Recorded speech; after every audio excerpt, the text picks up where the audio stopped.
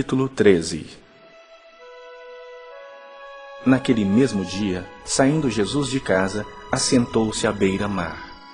E grandes multidões se reuniram perto dele, de modo que entrou num barco e se assentou. E toda a multidão estava em pé na praia. E de muitas coisas lhes falou por parábolas, e dizia: Eis que o semeador saiu a semear. E ao semear, uma parte caiu à beira do caminho, e vindo as aves, a comeram. Outra parte caiu em solo rochoso, onde a terra era pouca, e logo nasceu, visto não ser profunda a terra. Saindo, porém, o sol a queimou, e porque não tinha raiz, secou-se. Outra caiu entre os espinhos, e os espinhos cresceram e a sufocaram. Outra, enfim, caiu em boa terra e deu fruto, a 100, a 60 e a 30 por 1. Quem tem ouvidos para ouvir, ouça. Então se aproximaram os discípulos e lhe perguntaram: Por que lhes falas por parábolas? Ao que Jesus respondeu: Porque a vós outros é dado conhecer os mistérios do reino dos céus, mas àqueles não lhes é isso concedido. Pois ao que tem se lhe dará e terá em abundância, mas ao que não tem, até o que tem lhe será tirado. Por isso lhes falo por parábolas, porque vendo não veem, e ouvindo não ouvem nem entendem.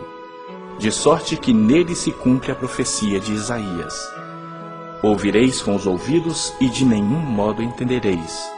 Vereis com os olhos e de nenhum modo percebereis.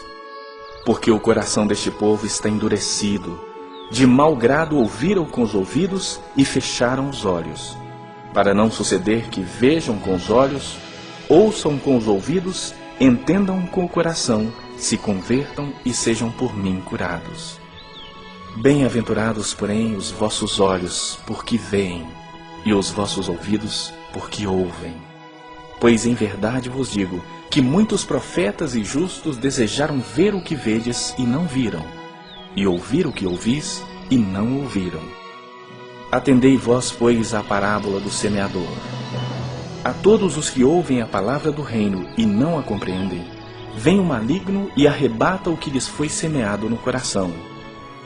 Este é o que foi semeado à beira do caminho. O que foi semeado em solo rochoso, esse é o que ouve a palavra e a recebe logo com alegria, mas não tem raiz em si mesmo, sendo antes de pouca duração. Em lhe chegando a angústia e a perseguição por causa da palavra, logo se escandaliza. O que foi semeado entre os espinhos é o que ouve a palavra, porém os cuidados do mundo e a fascinação das riquezas sufocam a palavra e fica infrutífera. Mas o que foi semeado em boa terra é o que ouve a palavra e a compreende. Este frutifica e produz a 100, a 60 e a 30 por 1. Outra parábola lhes propôs, dizendo: O reino dos céus é semelhante a um homem que semeou boa semente no seu campo.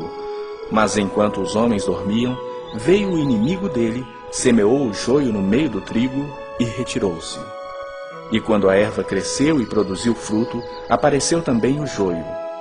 Então, vindo os servos do dono da casa, lhe disseram: Senhor, não semeastes boa semente no teu campo? De onde vem, pois, o joio?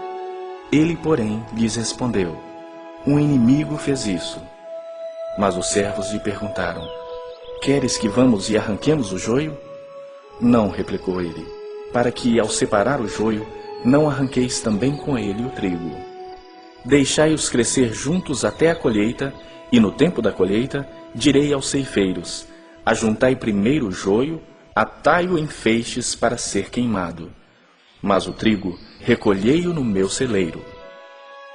Outra parábola lhes propôs, dizendo: O reino dos céus é semelhante a um grão de mostarda que um homem tomou e plantou no seu campo, o qual é, na verdade, a menor de todas as sementes, e crescida é maior do que as hortaliças, e se faz árvore, de modo que as aves do céu vêm aninhar-se nos seus ramos.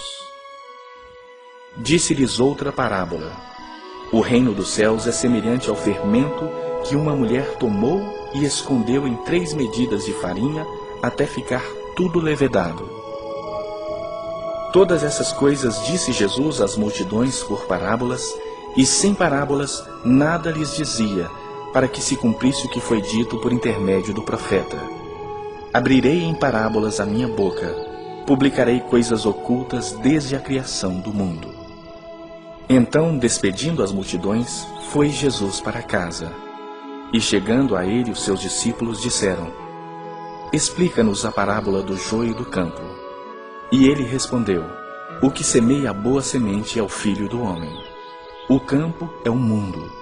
A boa semente são os filhos do reino. O joio são os filhos do maligno. O inimigo que o semeou é o diabo. A ceifa é a consumação do século, e os ceifeiros são os anjos.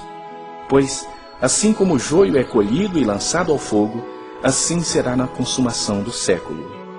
Mandará o Filho do homem os seus anjos, que ajuntarão do seu reino todos os escândalos e os que praticam a iniquidade, e os lançarão na fornalha acesa. Ali haverá choro e ranger de dentes.